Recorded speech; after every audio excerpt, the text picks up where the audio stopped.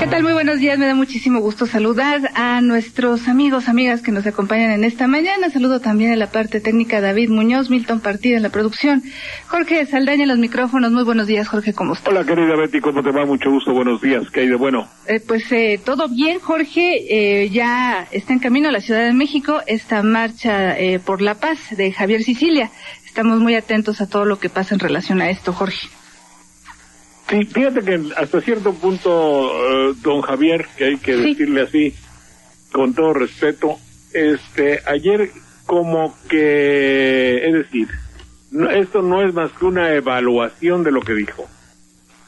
Él reclamaba con cierta ingenuidad, y yo voy a decir por qué, y dice, no, es que le hablé al presidente y como que no me entendió.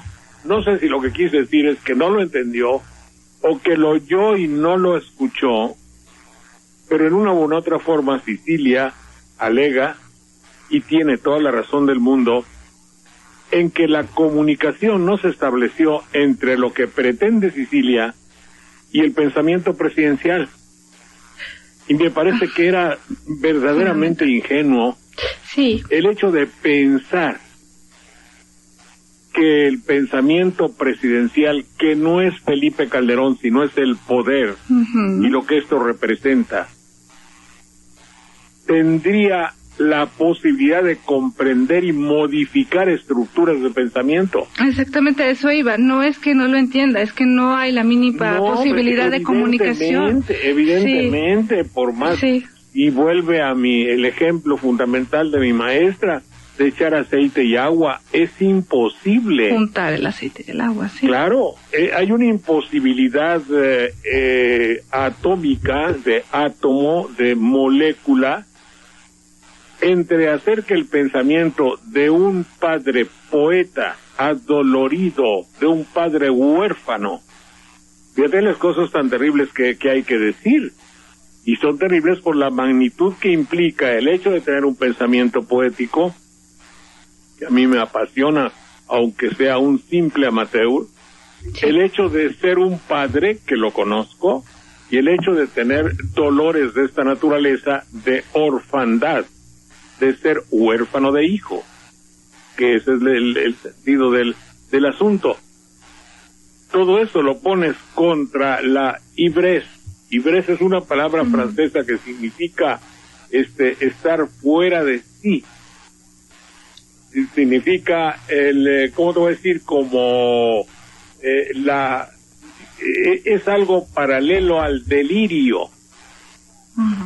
No es simplemente tomar vino, que en Francia, ivresse quiere decir emborracharse. Pero aquí hablamos del espíritu. Estamos hablando verdaderamente de un sentimiento de sueño onírico, paradisíaco, fuera. Y esto es el poder, y no solo en México, es mundial. El poder es la enajenación total, la transformación del Homo sapiens en Homo teológico, del hombre Dios. Entonces, Sicilia verdaderamente dice, no, es que no me entendió usted, no, es que no están hechos para entenderse. Lo único que hace recapacitar al poderoso, eso lo vemos como en Mubarak allá en Italia, es lo único diferente para el poderoso es no tener el objeto de su enajenación, no tener el objeto de su fantasía, no tener el cielo, el arco iris de su razón de ser. El poder o se tiene o no se tiene.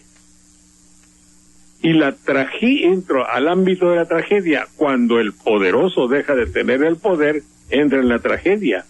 Pero mientras está en el poder, es una ilusión pensar que va a entender. Hágame usted un reverendo favor, mi querido señor Sicilia. ¿De dónde saca usted que lo va a entender el poder? Nunca el poder y la poesía han ido de la mano. La poesía es el arma más poderosa que el poder, sí, pero espiritual. Sí. Entonces, por eso, nadie que esté en el poder puede entender a la poesía. Fíjate qué bonita filosofía. Y la esencia del señor Sicilia, pues es... no, es poética, evidentemente. Es poética humana y dolorida. Claro. Todos los calificativos que se le pueden dar a un padre en estas circunstancias, y se hace partícipe a la señora Wallace, a Martí, y a todos los que han sufrido y cuyo nombre olvido. Y digo, de los reconocidos como prototipos y paradigmas del dolor de una guerra insensata. Sí. Insensata es algo que por lo visto quiere decir de no tener sentido. ¿Me explico? Sí, entonces, por supuesto. Ese es el sentido de este reclamo de Sicilia. Y frente a esto, Jorge, las palabras de Calderón, que, pues bueno, qué más evidencia de lo que es el poder que lo que dijo ayer, ¿no? Al inicio de esta marcha y también en conmemoración a la batalla de Puebla. Dice Calderón, tenemos la razón, la ley y la fuerza. Sí, aquí hay que tener mucho cuidado porque como propiamente me lo dice el doctor Lara Peinado, y no crean ustedes que no me percato que lo que dijo el presidente Felipe Calderón toca, atañe y demanda. No, hay que buscar ahí unas palabras, y hay que prender la computadora y buscar algunas palabras que me faltan. De lo que atañe la personalidad del presidente Calderón es, él va por etapas atendiendo a un dictado de un pensamiento preestablecido. Es decir, hay un plan. Todos aquellos que pensábamos algún momento que había un caos, desorganización, algo no pensado, es falso. Son muchas las reflexiones que la derecha ha tenido estando en el poder y que nos revelan que hay un plan establecido. A mí me parece, pero particularmente cada quien toma las frases según le va, según se acuerda, según su memoria y según el impacto que causan en su modo de ser, según su patología y su trayectoria. A mí, desde que la señora Marta Sagún dijo, pésele a quien le pese, con frenillo, que eso traducido al lenguaje común y corriente, decir, pues esto se hace, pésele a quien le pese. Desde ahí dije, con la iglesia hemos dado. Haya sido como haya sido. Después hay la correspondiente, haya sido como haya sido. Sí. Y así, por lo consecuente, hay varias frases que señalan, que dibujan dónde estamos parados. Y estamos parados en un criterio donde hay un imperio de la ley. Casi es una estructura como de la real y pontificia, ¿cómo te quiero decir? La real y pontificia construcción del templo de lo que debe ser y es. Sí. No hay para dónde hacerse. Y lo peor es que estamos en guerra o lucha-guerra. Sí, tenemos una guerra, pero que fortifica a ese criterio. Fortifica ese criterio. Porque para hacer una guerra se necesita lo esencial. Lo mismo que se necesita, estoy hablando desde el punto de vista histórico, como si yo me diera ahorita mismo el título de profesor en historia, que no lo soy obviamente. Pero apúntale, lo mismo que se necesita para hacer una guerra, se necesita para hacer una dictadura. Pues búscale. Ahí estamos, sí. Búscale. ¿Dónde estamos parados, me pregunto? Búscale, búscale, ¿por qué? Porque para hacer una dictadura, y las he conocido, me tocó ver de lejos la de Chile, me tocó estar en la época de la dictadura argentina, poco tiempo, me tocó ver la caída de Duvalier en Haití como reportero y me tocó vivir la época franquista. Entonces, como te das cuenta... ¿Y cuál era el común denominador? Es tener de su parte algo que podría considerarse como la razón. Ahí está todo. Algo que podría considerarse, fíjate, que podría considerarse como la ley. Y algo que podría considerarse como la fuerza. La fuerza. Finalmente, la fuerza... La ley y la razón. No, sí, pero la fuerza es el elemento constitutivo más tangible, más evidente. Pues el que tiene la fuerza le vale gorro tener la razón y la ley. ¿Me entiendes? Era como don Regino que acabas de poner en el Twitter, que Manderilla, como en aquella época, yo era niño, hace apenas algunos años, un presidente municipal hablaba más o menos así. Ahora se chingan, decía. ¿Por qué? Porque yo tengo los dos policías del pueblo. Pues sí, háganle como quieran, ¿no? Háganle como quieras, sí. Ese es el pésele a quien le pese de Marta Sagún. Que se friegue quien se friegue. Entonces, por eso, como bien lo dice el doctor Lara Peinado, que hace seguramente que él habrá de dar conferencias muy exhaustivas acerca de la personalidad del pensamiento calderoniano. Es un discurso que tiene que ver con el sentimiento interior.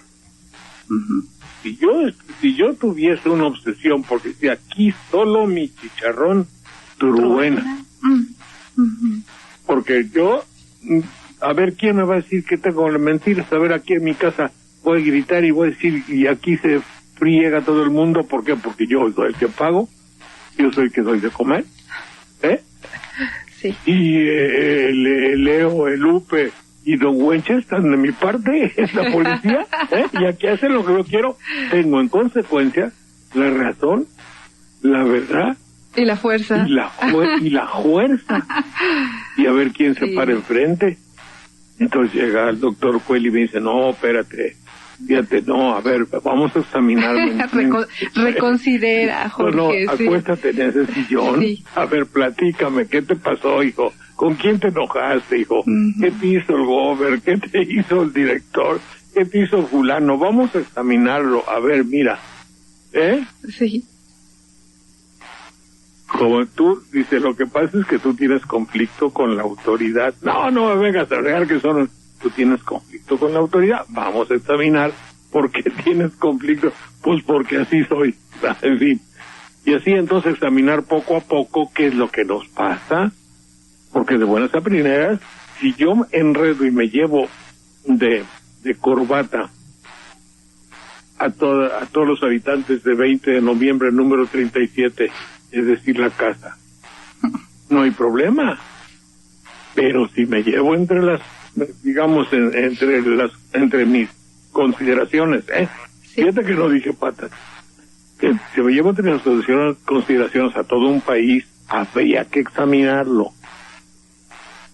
Creo yo que alguien tendría que tener mesura. ¿Qué Aguilar ya no está tú? No. Aguilar, aquel que decía lo que quiso decir, El que traducía, no, ya no. El que traducía, pues a ver, tú haz algo, señor Aguilar, hombre.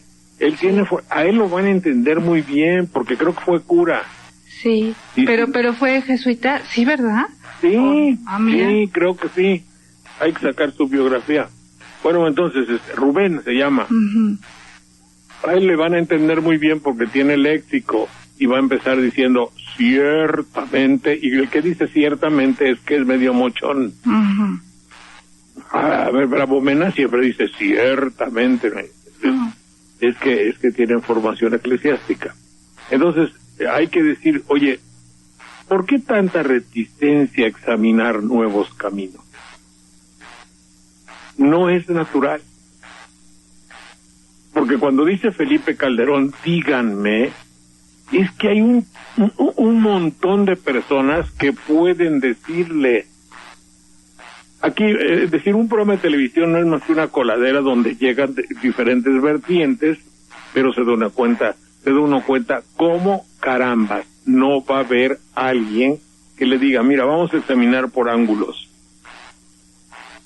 Desde mi particular punto de vista, lo primero que habría es que ver ayer, por ejemplo, un vergonzante, un apabullante, y vamos a decir, reitero, subrayo, recalco y quién sabe qué, que mis colegas, y perdonen ustedes que les mencione, que les diga su incapacidad total para examinar el acontecer diario de una manera que sea de utilidad para el público. Voy a demostrar con toda la vanidad inconmensurable de que soy capaz de decir por qué están bien carentes de posibilidad de explicación. Imaginaos,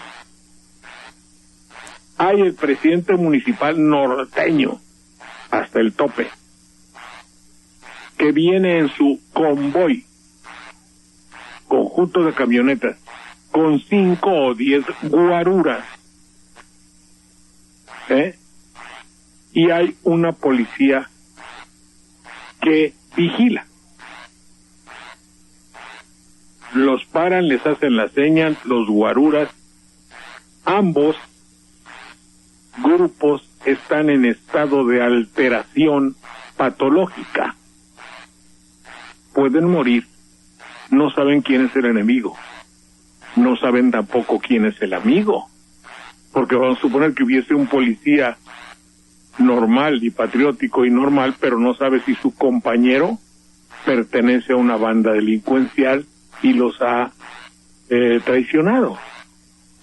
Entonces están en un estado así. Ante un caso de emergencia, no tienen posibilidad de discutir, no tienen léxico. Léxico quiere decir palabras. Lo que vimos, esa pantomima asquerosa de agresiones de hombres enfermos, salidos de un núcleo de agresión total, que estuvo a punto de causar una matazón, es por la impreparación inconmensurable de aquellos que tienen la obligación de cuidarnos, comenzando por el presidente municipal. ¿Qué palabras oímos? Me apuntó. No me apuntó. Usted no es nadie. ¿Cómo usted no es nadie? ¿Es un guardián? Es decir, perdone, señor, no hubo un perdón. No vuelven a decir, vamos a clarificar el asunto. Usted pretendía revisarnos y mis colaboradores no accedieron a hacer. Ahora me voy a identificar, señor. Tenga la amabilidad de responderme convenientemente. Uy, no. Puta, no hay posibilidad. No. Era una pelea de perros bravos y esos son los que tienen la obligación de cuidarnos. Convoco, amable, sugerentemente, examine eso a la luz de la psiquiatría. Que lo examinen en Los Pinos, señorita A. Sota, esa que escribe aquí. Hagan un estudio y comencemos a arreglarlo. Es una sugerencia ciudadana.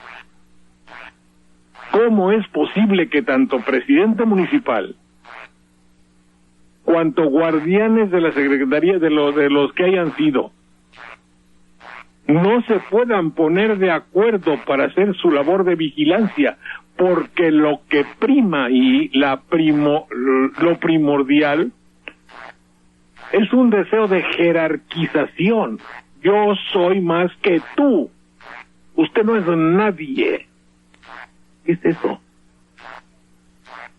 Son perros peleando, ladrándose, que eso no es hablar. Evidentemente. Por eso hemos aquí criticado esa declaración que baja al mexicano a una subespecie cuando dicen el hombre de la policía, el hombre que cuida, el hombre de uniforme, no sabe disuadir. Lo vimos ayer. Disuadir es dialogar, hablar, convencer y tomar la determinación que a justicia y ley corresponde. ¿Lo van a poder hacer? Coño, no.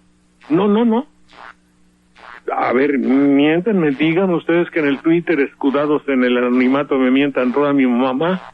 A ver, díganme ahora. Hemos dicho algo, ¿no? Y creo finalmente que estamos haciendo algo que pueda ser de utilidad.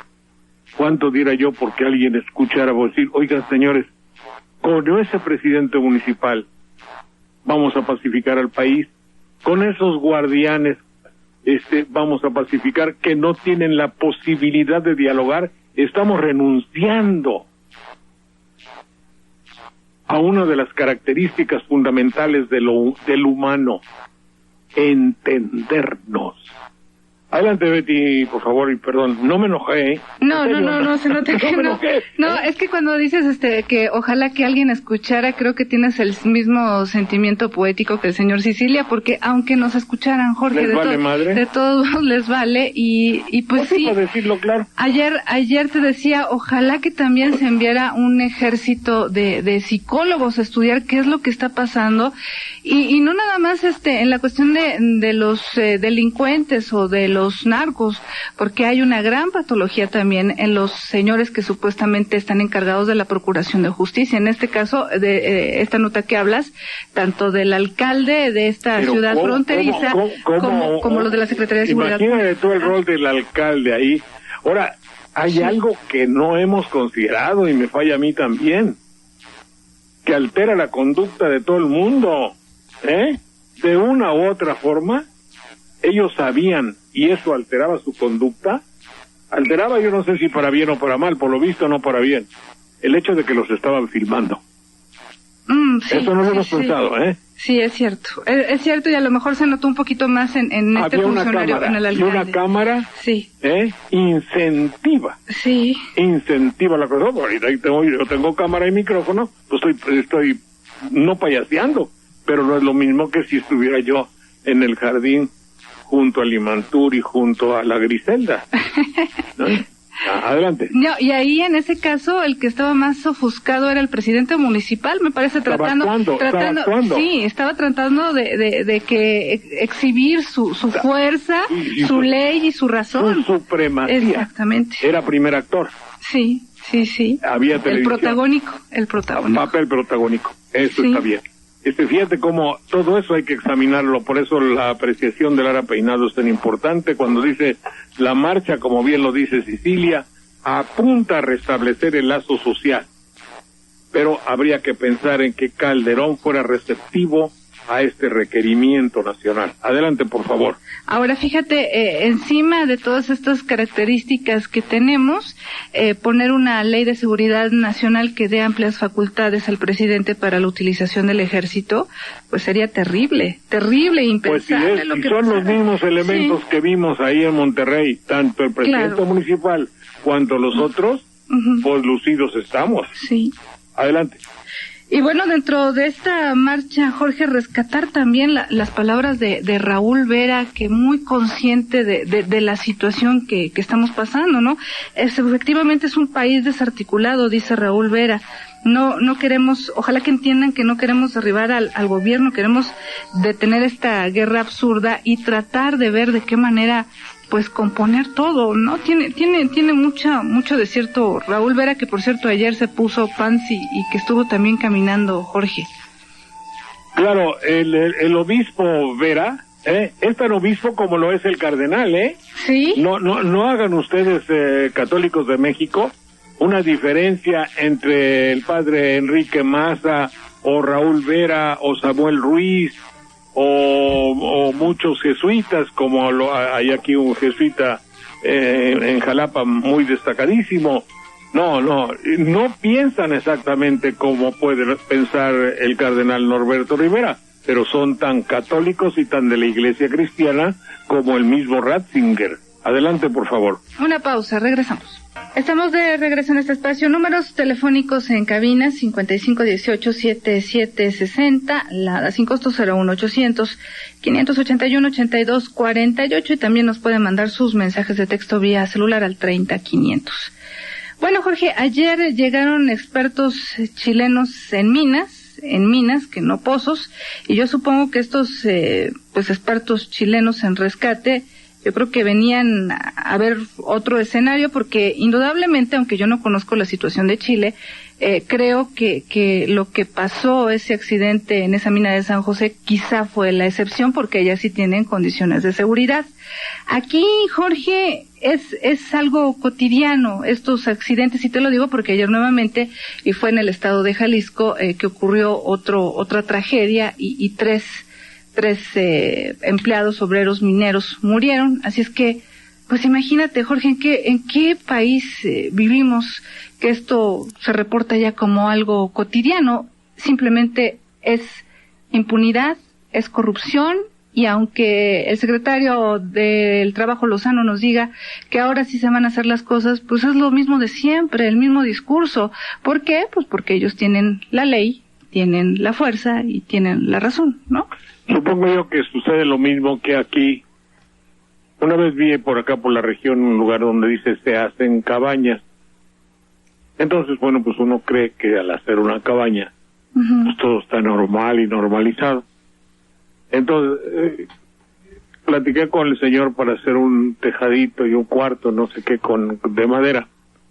Entonces me dice, ahora, si quiere usted, le hacemos toda su madera, todo lo que sea no de pino, lo cual es normal y legal y según los permisos que tengan, ¿no? Porque puede haber chueco. Dice, pero se los hacemos de encino. Digo, qué barbaridad, pero ¿y cómo le vas a hacer? No, hombre, ahorita por 25,000 pesos me dan posibilidad de tirar todo un bosque de encinos. Usted le dijo, ¿cómo? ¿Sí?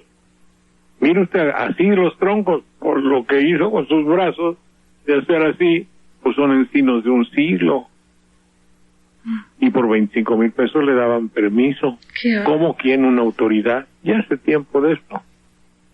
Pero de todas maneras, imagínate tú si para hacer una mina sacan un permiso comprado, todo eso nos da la razón evidente a la tesis de nuestro programa. A la base de toda la problemática de México está la corrupción del poder. ¿Cómo, dice el presidente? Ayúdenme. ¿Cómo, presidente? Hay que descorromper el país, hay que hacerlo honrado. Y las escaleras se limpian de arriba para abajo. Punto. Se puede decir en varias tesis, como si hubiera ido a la universidad, pero en una frase popular lo digo. Y en cuanto el presidente no limpie las escaleras de arriba para abajo, no va a tener vigencia lo emotivo de su discurso, la severidad de sus palabras. ¿Cómo te voy a decir? Lo vigoroso de su léxico. Porque no cabe duda que ahora que hay una marcha, el discurso gubernamental, es decir, de Felipe Calderón, se hizo fuerte. ¿Está enojado? Está enojado. Sí. Si no está enojado, se hizo vigoroso, fuerte, claro, entendible, pero lamentablemente para nosotros nos alarma. Nos alarma que haya tomado recurso y que en 8 o 9 renglones, como lo dijimos ayer, tuvo frases de un sutil belicismo, quítale lo de sutil, de belicismo, de agresión, de acometividad. Ayer lo examinamos, ya no voy a repetirlo, pero sí, fuerza, vigor, echarle para adelante, no puedo abandonar, tenemos que seguir, las gavillas que van a entrar a la calle, es decir, es un panorama terrible. Pero cuando vemos, y la televisión nos lo demuestra, su televisión, la que está a la base de la cultura y de la política nacional, la televisión nos muestra qué clase de discurso es el que se usa en la calle, a temblar, da pavor. No queremos tener contacto con esas entidades. No queremos. No tenemos la preparación necesaria para responder a Orillas a la orilla, parece ahí, con una metralleta. Yo nada más le estaba apuntando, ¿no? Comprada en Texas y proporcionada por Obama es una manera de decir genérica, a los pueblos de América Latina. Está duro, ¿eh? Adelante. Terrible, Jorge. Oye, y por otro lado, fuera ya de estos asuntos que tienen que ver con lo mismo, la impunidad, la corrupción y todo, las fallas estructurales del país, pues los políticos, ya sabes, siguen en campaña, y ayer Marcelo Ebrard pues ya urgió al PRD a definir al candidato de la izquierda. Como que sí, yo veo que él quiere pues adelantarse un poco, ¿no? Andrés Manuel López Obrador. Al fin y al cabo, sabemos el discurso, dicen que se van a ajustar a una encuesta, a la decisión de la mayoría, pero yo más bien creo que hay un interés muy particular de Ebrard, Jorge, de no ir junto con Andrés Manuel. ¿O tú cómo lo ves? Es decir, aquí hay que examinar que ahorita justamente en el Twitter estaba hablando los juristas de la universidad, que es una institución que juzgo por lo que les interesa, que son nobles, que son maestros y que son muy destacados. Yo ya dudo un poco que el partidismo, que los partidos políticos en México puedan conducirnos a una democracia. Es decir, demos significa pueblo, kratos, poder, el poder del pueblo. Pero yo no creo ya, habida cuenta de lo que llevamos en nuestro país vivido, de que una diversidad de partidos políticos conduzca a que estemos dirigidos por el mejor hombre que nos va a conducir, a cuidar y a vigilar que se aplique la ley para que no nos destrocemos unos a otros, dada la proclividad y la falta de educación que tenemos. La democracia no va a surgir de los partidos políticos, puedo aseverar, dentro de un criterio personal. Me van a decir, entonces, ¿dónde? No lo sé, todavía. Pero en México la democracia, es decir, los partidos políticos no han llevado a México a la democracia. Eso es ampliamente demostrable. ¿Por qué? Por la corrupción inherente a cada partido político. Punto. Adelante. Una pausa, Jorge. En un minuto estamos de vuelta. Estamos de vuelta en este espacio. Adelante, Jorge. Fíjate que estaba pensando un poco acerca de este país de televidentes que somos en México. De una u otra forma, nosotros somos muy buenos para obedecer al viejo dicho que decía, ¿a dónde va Vicente? ¿Has oído ese dicho? Sí, ¿a dónde va Vicente? Dígame la gente, ¿no? ¿No sabes? Sí. ¿Qué dice? ¿A dónde va Vicente? Dígame la gente, ¿no? Dígame qué. La gente. No. ¿O cómo va? ¿A dónde va Vicente? ¿A dónde va toda la gente, no? Algo así, ¿no? Ajá. En realidad ya se me borró tantito el dicho, pero quiere decir eso. Fíjate tú, hay un papa que viene a México, Juan Pablo II, y viene 5 veces. Nosotros interpretamos que es que porque se enamoró de México. Yo les aseguro a ustedes que no. En serio. Vino por obedecer a su apostolado, porque vio efectivamente que había una devoción muy profunda a la Virgen de Guadalupe, pero venir 5 veces, non fecit iter omni nationi, como decía el dicho guadalupano de hace mucho, no hizo lo mismo con otras naciones. Bueno, pues qué bueno, qué grande. Pero México lo tomó muy así. Tanto que es evidente que llenaba el Estadio Azteca, que había la publicidad del banco sobre la imagen del Papa. De Sabritas. Hubo también papas Sabritas, sí. Ejemplo de calidad en papas, y la imagen del Papa. La asociación subliminal es evidente, y cosas así. Luego, La semana pasada el presidente fue a Ratzinger y dice, oiga, venga, nos hace falta. ¿Para qué, señor presidente? Pues para calmar los ánimos, ¿no? ¿Pero por qué? Somos un pueblo demócrata, hipotéticamente. El PAN dice que antes no había democracia, hoy la hay. No necesitamos de flotadores para nadar en el ámbito del progreso. Sí, no estamos en crisis, estamos mucho mejor que otros países. Estamos triunfando. Sí, por supuesto. Eso es otra. Viene Lady Gaga y parece que es una revolución total. Sí. Aquí tenemos ejemplos de erotismo excepcional. ¿No será la señorita que da el milenio, que da el clima, hijo de la mañana? Yo le quito el audio solo para verla. Sí. Es decir, erotismo en la televisión. Y si fuera yo un pervertido, dejaría mi sotana y mi alzacuello y mi roqueta y mi bonete y me pondría a ver, si fuese yo pederasta, me pondría a ver el programa de los domingos de niños y de niñas que concursan en la televisión. Fíjate lo grave que estoy diciendo y además es un hecho, Bueno, y entonces el presidente de la República,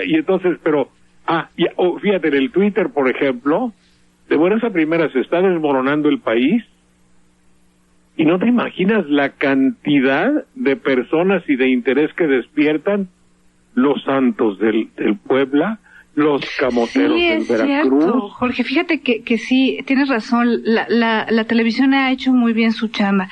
Estamos en un país en caos, desmoronándose, y pues bueno, no importa porque viene Lady Gaga, no importa porque viene la final del fútbol, y toda la atención a eso, como si por un momento el pueblo se diera una pausa y terminando el partido otra vez regresáramos a la situación de violencia, o ¿qué pasa? ¿Qué es? Yo no sé, ¿Qué pero fenómeno es? Los hombres con su corbata, con una seriedad terrible, que dejan la cátedra, que dejan la pluma, que dejan los grandes estratos de la política, para decir, ay, yo por los potros de hierro del Veracruz le apuesto a los potros de hierro. Sí, ay, yo por los camoteros del Winchester, ay, el Chicharito que para acá y que para allá, ay, que no, pero que vamos a ganar porque el Monterrey ya ganó. Y el Monterrey desbaratándose en crimen, en desgracia, y yo le voy al Monterrey. Ay, sí, los regios, ay, nada más. ¿Por qué? Sería interesante conocer eso también. ¿Por qué, Jorge? Porque sí, pues es el mismo que va y paga 5,000 pesos por ver a Lady Gaga. Lady Gaga. O el público que está para la televisión de los domingos, es igual. El fútbol, el espectáculo, y la iglesia, ¿no? El evento de que pudiera venir el Papa, o lo que sea. Es importante eso.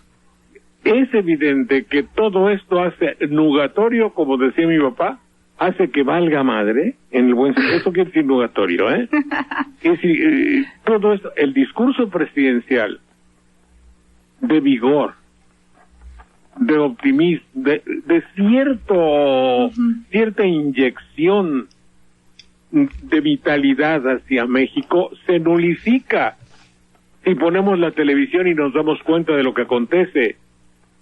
Un conflicto que no puede arreglarse y están a punto de matarse porque no hay palabras para explicarse. ¿Y quién es? El poder y las armas. No se entienden entre ellos. Y se tienen desconfianza, evidentemente. Un lugar donde viene una artista que se encuera y paga 5,000 pesos en una economía fulana, y que viene gente de un extremo del país a otro para para velar y comprar su boleto. Otros que los pensadores del país que se manifiestan en los principales foros de comunicación electrónica en la actualidad dejan todo, dejan el pensamiento para votar a los tiburones verdes del banderilla o a los potros rayados de los cetáceos de su madre y media y camoteros de no sé dónde. Entonces, vivimos en un país cuyo surrealismo es total. Lo que pasa es que ya no es nada simpático ni artístico, puesto que resulta un poco terrorífico. En el momento actual, donde el crimen, las fosas donde hay muertos hechos por la criminalidad y patología de la corrupción, las fosas y los pozos mineros, sí, que por corrupción también existen. Así está el asunto. Voy a recordar ya cuando tengamos nuestro, bueno, ya hoy casi tuvimos nuestro horario normal, ¿verdad? Sí, Jorge. El miércoles 13 de octubre del año 2010, quise sacar esto porque viene a cuento. Me despedí diciéndolo, es un soneto para los mineros de Chile. 13 de octubre de 2010, el año pasado. Gracias, mineros de lejanas tierras, que nos dan una luz esclarecida. Allá se piensa en rescatar la vida. Aquí, en necias y perdidas guerras. Y pensar que en la noche oscurecida un solo pensamiento que se aferra, la montaña de piedra que me aterra, roca, silencio, el alma fenecida. Así pues, en un mundo tan insano, donde todo se mide por dinero, no todos tienen salvadoras manos para el que vive oscuro entre veneros. Bravo, Chile, tu ejemplo no es en vano. Faltó la decisión, faltó la mano. ¿Cuánto vale la vida de un minero? Depende si es chileno o mexicano. Muy bien, Jorge, muchísimas gracias. Nos escuchamos el domingo. El domingo a las 10. Mucho gusto y muchas gracias. ¿Qué tal? Muy buenos días, me da muchísimo